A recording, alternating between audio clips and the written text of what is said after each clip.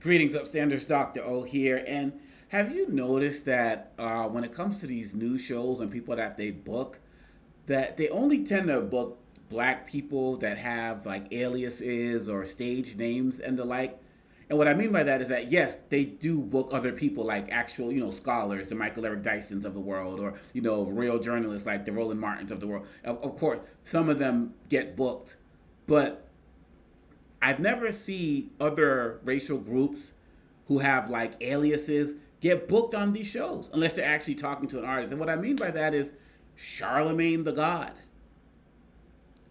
Diamond and Silk, Leo 2.0, Killer Mike.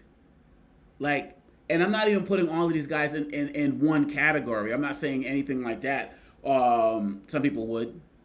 I'm not doing that. But it's a reflection of how these guys think when they see us, and it reminds me of that Malcolm X clip where he's talking about entertainers and people seeing entertainers as our leaders.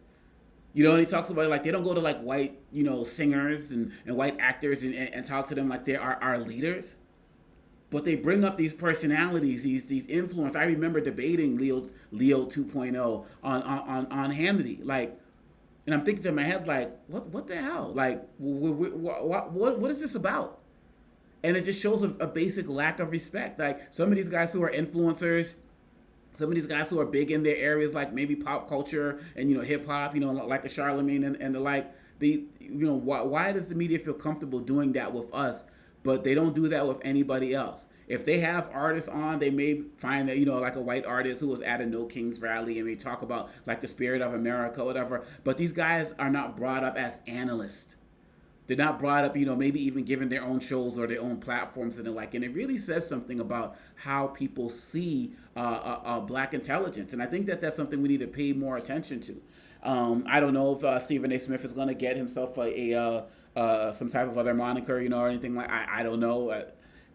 What's working for him clearly seems to be working for him, but it's really an indictment on how some of these news outlets see people from our community, that they can't even book people on a regular basis that go by simply their first and last names, or who represent some type of political organization or association regularly. And sometimes they'll go with some of these other, personas that I think is really problematic. And oftentimes when these guys get up there, they don't know a lot about what they're talking about.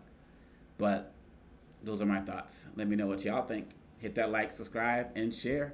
And why settle for outstanding when you can be upstanding? Peace.